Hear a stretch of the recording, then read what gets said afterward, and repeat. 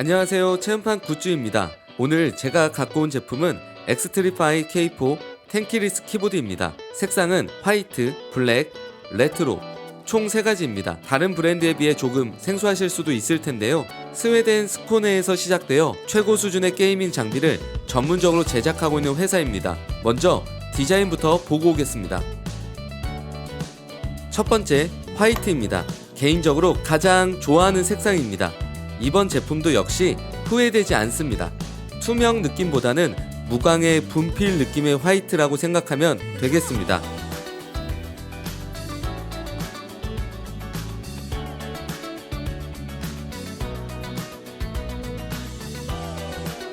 두 번째는 블랙입니다. 이게 무광 느낌보단 기름진 느낌입니다. 그렇다 보니 상당히 고급스럽고 매우 깔끔합니다.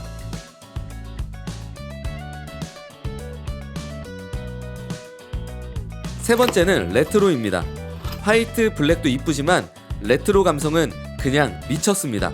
무조건 이거 구입하셔야 됩니다. 이게 최고입니다. 실제로 화이트 색상을 사면서 나머지 색상은 궁금해서 구입한 것인데 레트로를 계속 사용하고 싶을 정도입니다. 이제부터 단점에 대해 말씀드리겠습니다. 첫 번째 단점은 적축만 있다는 것입니다. 게이밍 키보드라고 한다면 최소한 청축, 갈축, 적축 정도는 있어야 됩니다. 그 이유가 게임마다 어울리는 축이 있기 때문입니다.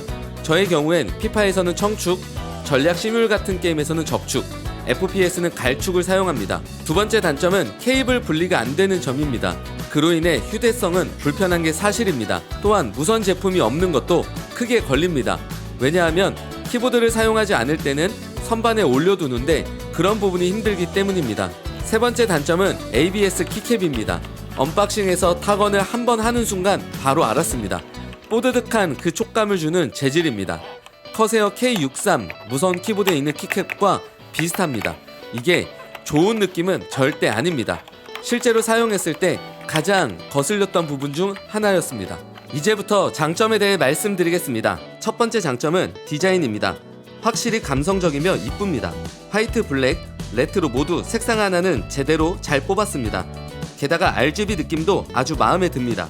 사실 RGB는 사용하기 전부터 이미 기대가 되지 않았습니다. 그래서 단점에 적으려고 생각하고 있었으나 실제로 제품을 바꿔보니 정말 훌륭했습니다. 물론 커세어의 RGB까지는 아니지만 적어도 로지텍, 레이저, 덱, 제닉스, 앱코 이런 브랜드보다는 이 제품이 훨씬 좋았습니다. RGB 모드는 백그라운드 사이클과 고정 모두 가능했으며 6개의 컬러 존으로 나눠 커스터마이징이 가능했습니다. 또한 웨이브, 숨쉬기, 타이핑 모드까지 가능하며 빛의 세기와 속도까지 조절이 가능했습니다. 두 번째 장점은 직관성입니다. 커세어의 IQ, 로지텍 G 허브, 레이저 시냅스와 같이 소프트웨어로 조작하지 않고 키보드 안에서 모든 설정이 가능합니다. 다른 브랜드의 소프트웨어를 사용해봤지만 한번 세팅해두면 사실 잘 건들지 않게 됩니다. 이 제품은 RGB 세팅부터 미디어 컨트롤, 이메일, 웹브라우저, 키보드 잠금, 계산기, 윈도우 키 잠금을 직관적으로 조작이 가능했습니다. 이 부분은 정말 좋았습니다. 세 번째 장점은 미끄럼 방지 패드입니다. 게임을 할 때 키보드가 밀리게 된다면 이는 승패로 직결될 정도로 치명적인 문제가 될 수 있습니다. 그런데 이 제품은 그럴 일이 정말 거의 없습니다. 일부러 힘을 주고 밀지 않는 한 실사용에서 밀리는 일은 거의 없었습니다. 총평을 하겠습니다. 엑스트리파이 K4 키보드는 확실히 게이머를 위한 제품이라고 할 수 있습니다. 여러 상황에 맞게 직관적으로 세팅이 가능했습니다. 디자인도 한 몫을 합니다. 화이트, 블랙, 레트로 어느 한 가지 색상도 어중간하지 않고 개성이 확실합니다.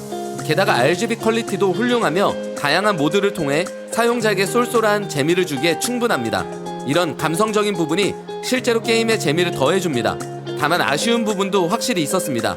1000Hz 폴링 속도로 무제한 정확도가 장점이라고 소개되어 있는데 실제 사용 시 생각보다 반응성과 정확도가 높게 느껴지지는 않았습니다.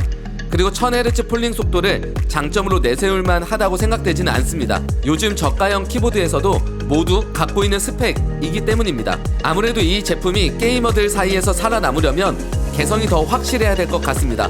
뭔가 어중간한 느낌은 지울 수가 없었습니다.